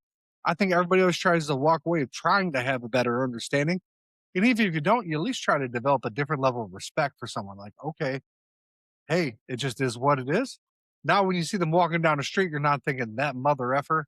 You're just going, hey, that man, that guy's a weirdo, but yeah, he's whatever. He's okay. You know, Yeah, like, we used to do back 20, 30 years ago. Like, yeah, Jimmy down the street, he's a little bit of weirdo, man, but yeah, he's all right. You know, yep, or it's just how it was. Like, one of my sons has autism, and they treat it like something's wrong with him. And I'm like, mhm, stop treating him like he's an invalid, man. He has certain communication issues, but he literally is smart as everybody else. He passes all normal tests. He just yeah, has what they call echolalia. Like he would say, Jason, say hi, Jason. Or he'll go, Jason, say hi, Dad. Like it's an echolalia thing. But mhm, back when we were growing up, it would have just been, he's just a little different, man. Yeah, whatever. And if somebody would have said something derogatory towards it, no matter mhm, who it was, people would have been like, yeah, dude, that's not cool. He's just yep, different. Now where they're like, no, no, there's something wrong with you. We want you to know that there's something wrong about you. And it's like, yeah, no, stop treating them like there's something wrong with them. Do they have something? Well, yeah, duh, no shit, Sherlock. But yeah, it's like, that doesn't mean that they're less than of a person. I mean, think Albert Einstein, by any measure of what you look at, he'd been considered autistic in today's world. yeah, I mean, and he was considered one of the smartest people ever. yeah, absolutely. And see, those people want to highlight the challenges that people have to try to, like, exploit it, right? Because that's why they're trying to make it a big deal about, "Oh, look over there, like, that kid's got this going on." Like, we know that, but why are you pointing it out? "Oh, because you want to weaponize it for another thing." That's what that is. It's like they wanna weaponize these issues that people have. Like they change like language, for example, right? I grew up and we all know people that are, like, in a wheelchair, they're called handicapped. Now they got this thing, handy-capable. Handy-capable is just like they changed language Never heard that because before. I'm sorry, I'm not laughing. yeah, I've yeah, like never heard that before. handy-capable. There's other ones too. Can't think of any, like, there's other terms that they've changed over the years. Like, you can't say, the R word, the RETARD word. You Yeah, can't Yep. say that, right? Because it's offensive now. But back in the 90s, there were facilities literally called Said it. for those people. Like, yeah. you know what I'm saying? Like, that name was on the building, but now you can't even say that word. It's, like, offensive, but it has a You meaning guys, now. you guys ever listen to Tom McDonald? I'll listen to him. I'm not a big fan, but yeah, I'll listen to Yeah, him. I'm not like I like a lot of his stuff. I'm not like, oh my god, like a diehard, but he has like essentially that similar message. Like, it Mhm. pretty much like all of a sudden you just can't say this. Like, who cares? And then I think it's I think it was the song "Everybody Hates Me" or "Everybody Needs Me" or something like that, where Mhm. he was like he said you can't say something. He goes, but y'all are retarded. And he Yeah. said it like towards the end of the song, and I was like, I was surprised, what I mean? Because usually when he says stuff like that, he'll spell the word out Yeah. rather than just saying it. Nah, man, Uh-huh. he just came right out and said it. And I was Yeah. like, I mean, that's kind of what I like about the guy, right? I mean, he Yeah. says what he is. Don't always agree with him and everything, but I'm like, I don't know, man, he's more patriotic than a lot of Americans I know, and he's Canadian. And Yeah. he cares Yeah. more about our country than some of our own citizens. And I'm like, to me as an American, if I'm looking in the mirror, I'm like, that's almost shameful. Not saying he shouldn't Mhm. care as much as he does, but it shouldn't even be in the realm of measurement that somebody that's technically a quote unquote immigrant, whatever you want to label it as. I don't really consider Canadians immigrants, but it shouldn't even be like, why are we even to that point where that person could be more patriotic than somebody of their own country, right? Like if you go to Germany, right? A lot of Germans, they still have what they call, my family background is German, right? They still have what they call the Holocaust guilt, depending how you want to word it. Here in America, we're so far removed from slavery that a lot of people are kind of like they don't have that feeling, right? And You know, when I've talked to people from over there, I'm like, listen, man, I've got a German background, but I don't feel guilty for anything that the Nazis did because my family wasn't a part of it. I had Right, nothing to do with it. Is it a crappy thing that happened? Did those guys all deserve the fate they got? 100%. But I'm not going to feel guilty for something that I didn't do. right. Do I agree with those people And being you punished? shouldn't. Yeah. Yeah. You shouldn't feel that way. I totally agree with you, Joe. Yeah, and that's Yeah. and so, you know, I look and I'm telling you, there's a lot of, and I'm not knocking anybody that's German because I got, ironically, I had no idea, but I use a thing called po- um I forget, not Pod Chaser, but there's another site out there that I'm drawing a blank on, but they rank, right? And they'll tell you your rankings in different countries. And I don't know, somehow in the last month and a half, I've started ranking in Germany and politics. I don't know why, but German people are tuning in. Uh, Yeah, man, your DNA is seeping into the algorithm. you know, I was sitting there, I'm like, I got an email one day and it's like, you are now ranked in Germany. And I was like, oh, no, I'll take it. I'm not going to like put it down, but I'm like, I would have never guessed. Yep. And, but you know, when I've talked to some people from there, you know, they really feel guilty about the Holocaust, like they did it. And I'm like, I don't live there, you know, I wasn't born there, so I I'm just like, recognize that it was bad. I know it's a whole lot more recent history for you guys, you know, over there, you know, not even 100 years, you know, ago this was happening, and I guess it's a lot Mhm. different when it's in your face every day.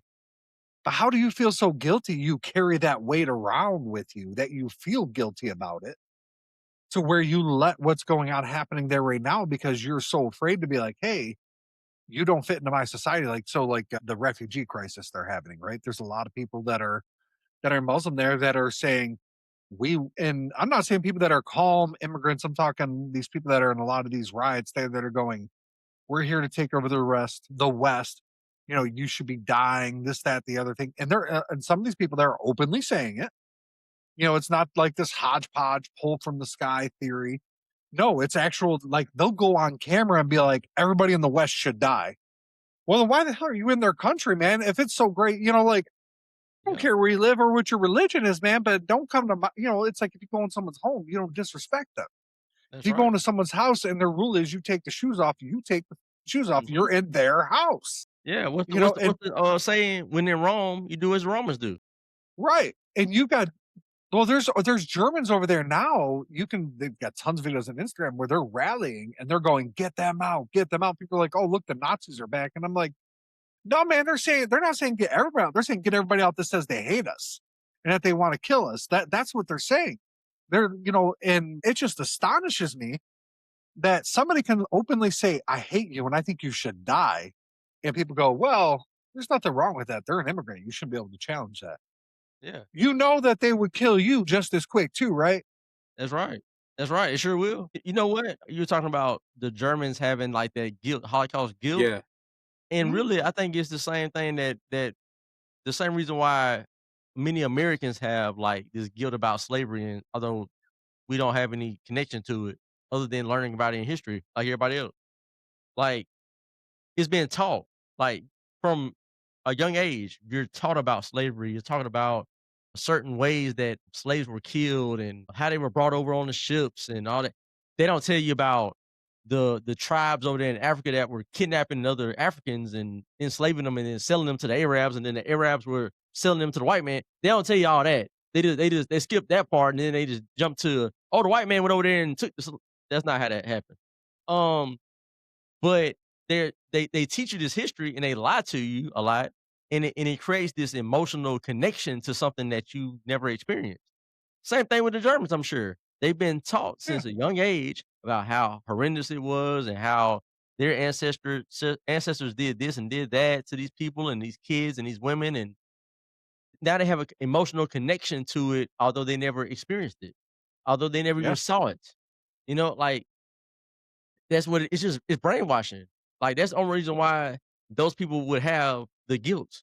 It's because 'cause they've been brainwashed to have the guilt. Otherwise, Well, they It's wouldn't all have by it. it's all by design too, like you're saying, academia, it's all by design. Like Elle was saying with the slavery, like you're saying, in Germany, they teach it from an oppressor victim state, right? So they want, one side to feel, "Oh, man, we're struggling, everything was bad, yada, yada, yada," and the other side has to feel so sorry, remorseful, apologetic, because that's the way they teach it. And they want that design there. They want that conflict there. They Yeah, don't teach history correctly. The slavery. Why are nice. we teaching children about slavery in the first place? And then we're going to teach it incorrectly. And you could tell they want that oppressive victim thing there because they leave out the fact that black people own slaves too in America. You got your Anthony Johnsons of the world. I never see him in a history book. They leave out William Ellison Jr. I don't see him in a history book. They only teach it to you in a way where they want you to think that white people were the creators of it. They started it. They kept it going forever. When in actuality, white Americans are the ones who ended it. Whereas in other places, you still have slavery today, but they don't teach it to you this way. They put it all on the white man, when in actuality, we should be thankful that the white man was the one who helped end it. But history books will never teach you that. And they will never teach you that black people owned slaves in America. Yeah. They What never teach it that a way. good thing. Have you guys ever heard of Operation Paperclip? Operation Paperclip. I don't.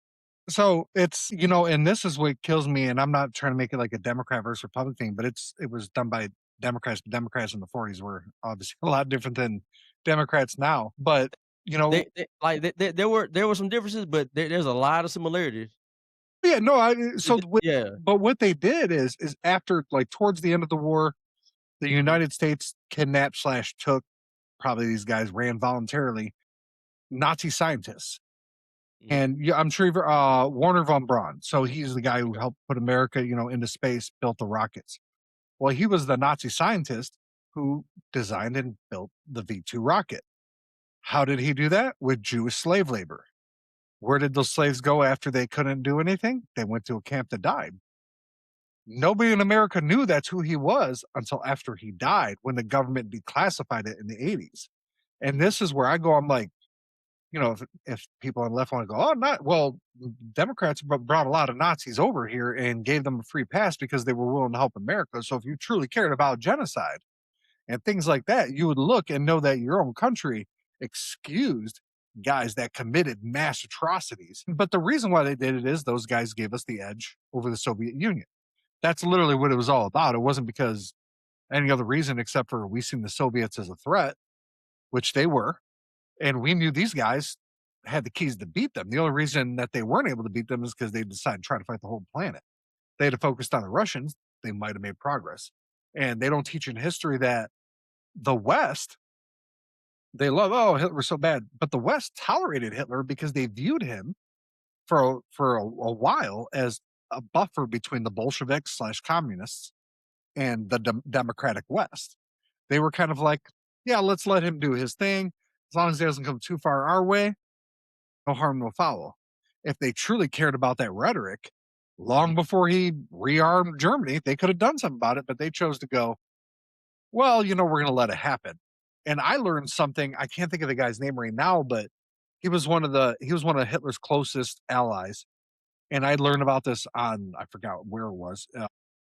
He was kind of like, I almost say like a spy guy, but anyway, so after the war, the United States and the CIA, and we kind of worked with him and kept him in Europe under a different name. And he used the Nazi spy network and was giving us all the information on the Soviets all the way up until he died. So this was the guy who helped. And they just, and it's not that I'm going like, ooh, bad or good. It's just going, I think it's important that we understand what happened and the why, the who, the what, the where.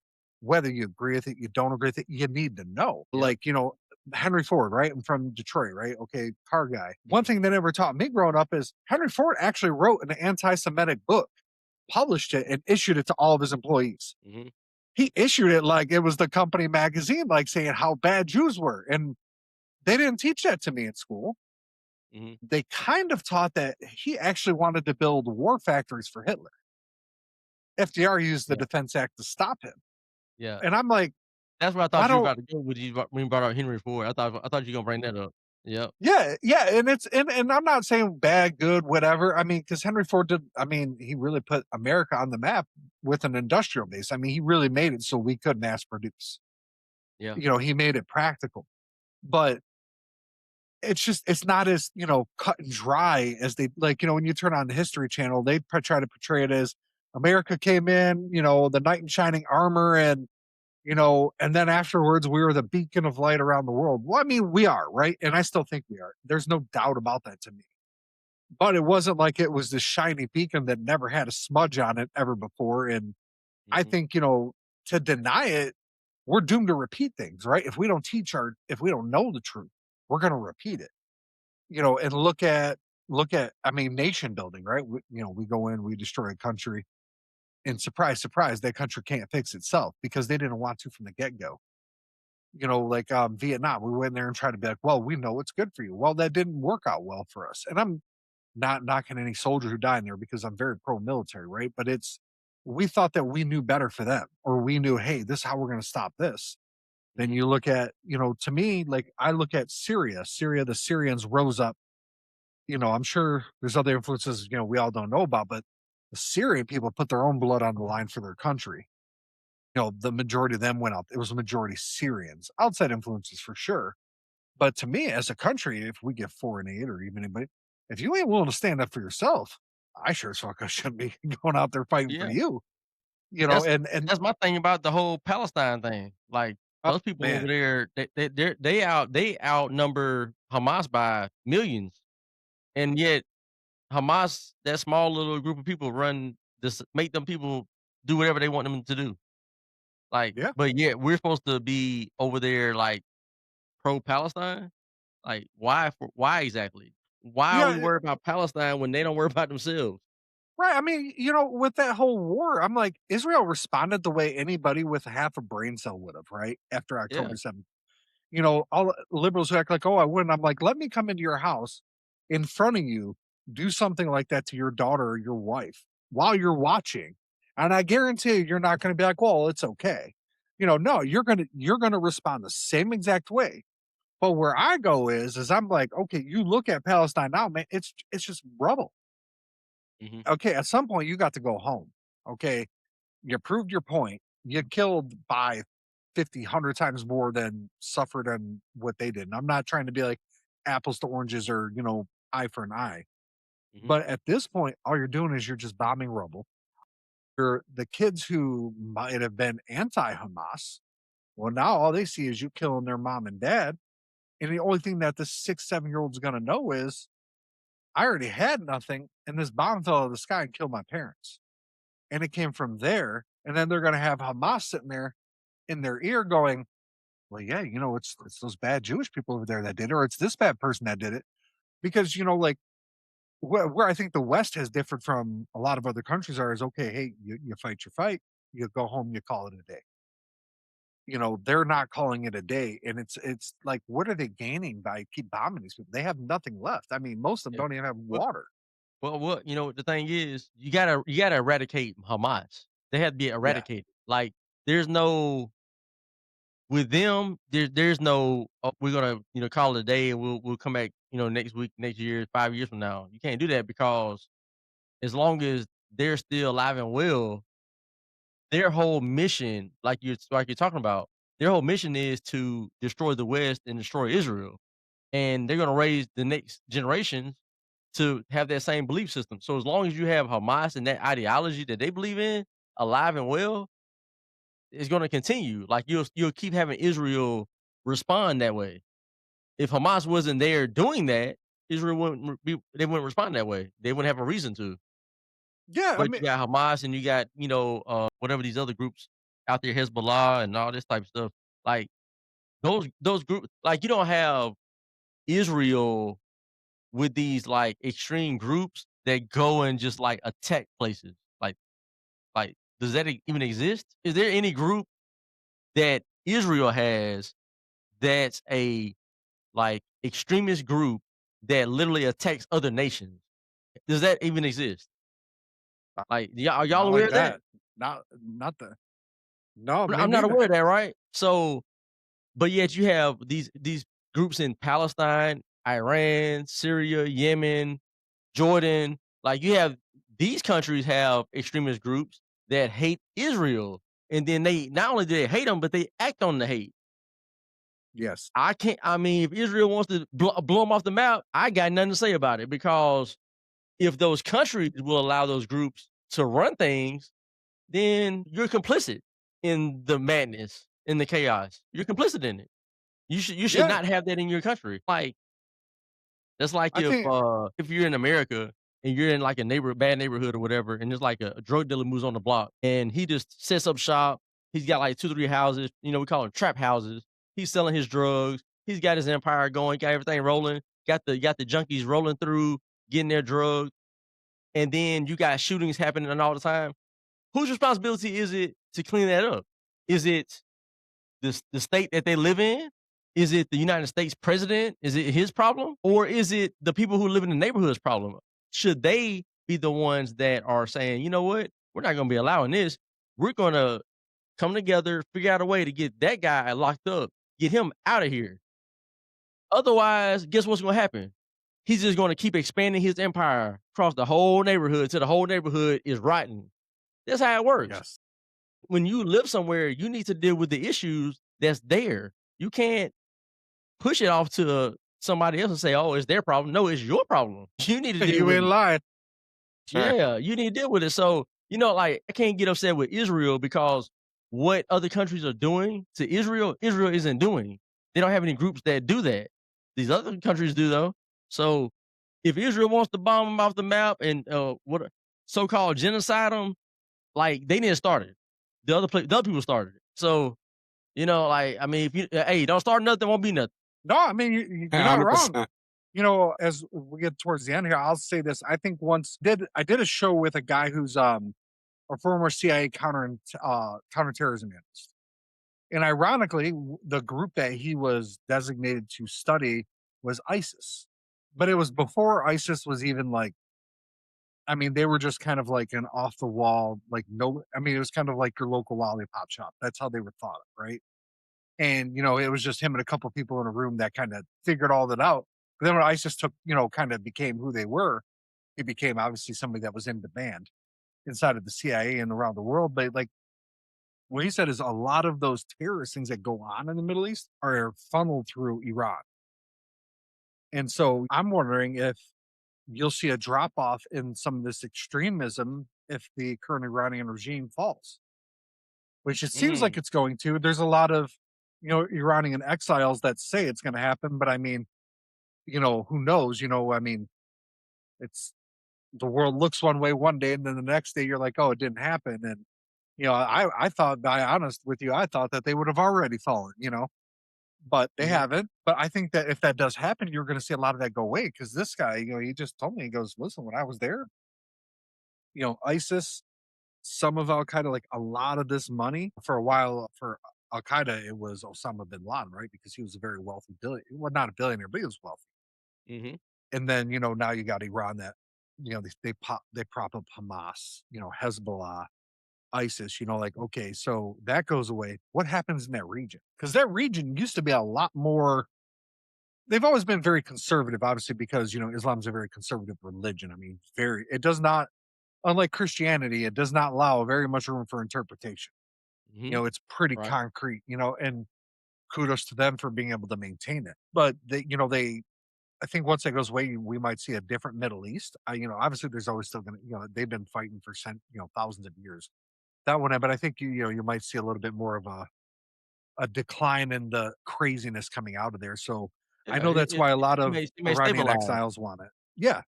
So that obviously part of the money for China too. A lot of people got that in their head. Getting Mhm. things away from China.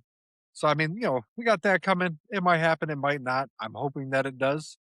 Yep. I'm not anti-Islam or anything. It's just that current regime there is they are not a good force for anybody involved. And a lot of former Iranians even say, even I had a lady on, she is a Muslim, but she's Iranian. But even she says that the Ayatollahs and the people that are in power there are terrorists. They're dangerous. She's like, they don't even represent the Muslims in Iran, like the majority of them. But something that I learned from Goldie Gamari, my wife says, what she says about it, but she had, she had brought up and she had played a clip on one of her shows where one of the Iranian clerics that's head of tracking the mosques said that they closed like 20,000 mosques because Iranians stopped going. You would have never, I'm not gonna lie, until I heard that, I was like, Wow. if somebody would have been walking down the street and told me, I'd been like, yeah, okay, you know, But it's the fact that that kind of country, right, where they're extremists, they're willing to go, yeah, less people are going to, they're not going to the mosque anymore. Yeah, I mean, and I think if that government falls, we're going to find out a whole lot more of what's going on there. But you're seeing a huge rise over there of like that Persian pride is really starting to come out for them again. And and that it's a good thing for the Middle East. The Middle East was a lot more stable when you had a level-headed Iran, even before the Shah. They had a Muslim Mhm. leader, and it was things were a lot more stable when you had a stabilized Iran that was not extreme. And hopefully for That's the right. world and for everybody involved, we can get to that point because whether people like it or not, that world of the that part of the world is Islamic. So the best thing we can hope for is for them to be able to be at peace with themselves and their neighbors. And that's just Absolutely. I don't know if it'll ever happen, because Yeah. some folks over there they like the, not all of them, but a lot of them like to fight, man. There's definitely not afraid to box. Put it like that. Uh-huh. But yeah, Absolutely. man, I really appreciate you guys coming on, man. Oh, thank If you. you guys ever need a guest on, man, I'm always open, willing, and I can debate without putting people down. Yeah, Sometimes it's Joe. hard. Don't get me wrong, man. To be fair to all the listeners out there, there has been times where I've got worked up with someone where they're like that quick jerk moment comes out of there where I'm like, you know what? And then I'll catch myself and I'll be like, okay, hey, back off. Like, that's because it's that instant anger, right? Because when someone goes after you a certain way, that there's that part of you that's like, man, I will knock your teeth out if you talk to me Yep. like that, dude. Like, treat me with the same respect you want to be treated with. And then because you already know in real life, man, half these people that talk like that, if most of us walk and they would probably be laying on the Mhm. ground somewhere with their Yeah, teeth knocked out. definitely. Like, I dare you to talk to me like that to my face because it ain't gonna happen. Yep. Keyboard warriors, keyboard warriors and the internet definitely makes them a lot tougher than they are. And then people from our side, like we're saying, the conservative side, we will sit down and have a conversation with you. We don't Yeah. have to resort to name calling. We know the truth. So their truth only gets them but so far because it's really not truth, if you will. So Yeah, Joe, look at I wanna thank you too, Joe, for having the agitators on your platform. We sincerely Yep. appreciate it. We love to have you on our yeah, show as man. well, I'd whenever love to you're do free. further debates with you guys in the future, man, because we can actually, we can talk about things, man. And that's like this right here. This is what America's supposed to be about. This is what it. This is literally right here. This is the country that our forefathers wanted. They wanted people who don't see Right. eye to eye on every single thing to be able to sit there and go, I don't agree with that, but yeah, man, that guy over there, he's a jerk. You know what I mean? Like to be able to just Mhm. do that and then be like, well, you can't stand it, but oh, he's coming around. Let's have a cup of coffee and see if he's changed his mind. Those days are That's right. gone. And that's what I liked when I looked at your guys' stuff. And a lot of people, when they hear Christian conservative men, they automatically go, boop, it's one way. And it's Mhm. like, that's not the case. You listen to people, like dial in. That's why I built my podcast, this show around long form, because you don't learn a lot in a 30-second clip. You learn a lot about what's going to piss you off, for Yeah. sure. You learn a lot about what's going to get you going. And hey, man, shorts that are out there, even some of the ones I put out there, and I try to make them as balanced as I can because sometimes some of the title suggestions I'll come up with, I'm like, I don't know, man. I'll go back and I'll change it a couple times. I'll be like, that's a little bit too far for me. Where I know Uh-huh. that that's kind of the principle behind it, but I don't want to approach it from that angle. And I have to, but deep down, I'm sitting there going, I'm like, yeah, man, I really want to tell it to them like that. But I know that's not really where my heart wants to go with it. It's just that you want to stand up for yourself, That's right? right. Because you feel like you're being attacked for existing as a person, as a man. And that's where I really liked what you guys did and approach that. Because, when a lot of people think of Christian conservative men as staying up for themselves, they see Andrew Tate. They don't Mhm. see everyday guys like you guys that go to work, they come home, they pay their bills. They That's see right. Andrew Tate. And I'm not trying to knock Andrew Tate like as an overall, but sometimes he just goes like way off the thing, and hey, he's just not my cup of tea. I agree with Yeah. him in principle and a lot of things, but he's not my cup of tea. I listen to him sometimes, when he says certain things. I'll be like, I'm not like somebody else where I'll be like, well, I just don't like anything he says, so I'm just turning him off. I'll tune him in. I want to see what you got to say. Maybe there's something you might say that I agree with. I That's think right. that part is what gets labeled on Christian men. I mean, even though I'm not hardcore Republican, I'm still a Christian man. I still have Christian values. And when you say that word Christian, it's automatically boom, you're an extremist, you want to kill everybody and it's like, whoa, where are you getting this from? And keep doing that, man. Like no matter how much anything opposes you guys Yep. comes out there, man, do not give up, man, because that's what people want. People want to give up. And I'm not knocking Adam Swart here.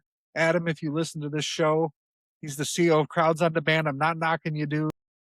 But that because he's as a person, the dude's pretty cool. His company does some stuff that I don't necessarily agree with, Yeah. but things like that want to see people like you fail. They want to, or people Yeah. like me, I should say, people like us, right? They want to see Christian men fail. They want to see that if you're not part of what they view as the future, they want to see you fail, literally just because of, Yeah. who we are as humans. So, Yeah. but yeah, I Well, hey, appreciate you I hope guys coming on, man. Appreciate you, Joe. Yeah. And for sure. everybody check the agitator. How do you say your guy's name? It's not the captain's quarters anymore, guy. No, so I'm L Millionaire.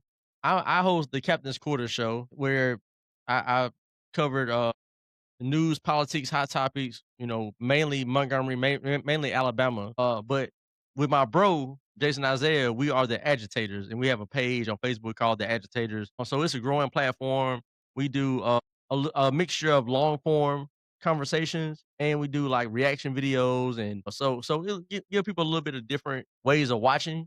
But yeah, we're fairly new, and yeah, support us, man. Go to Facebook, type in the Agitators, and hit that like. Yeah. Agitators with the Z on the end.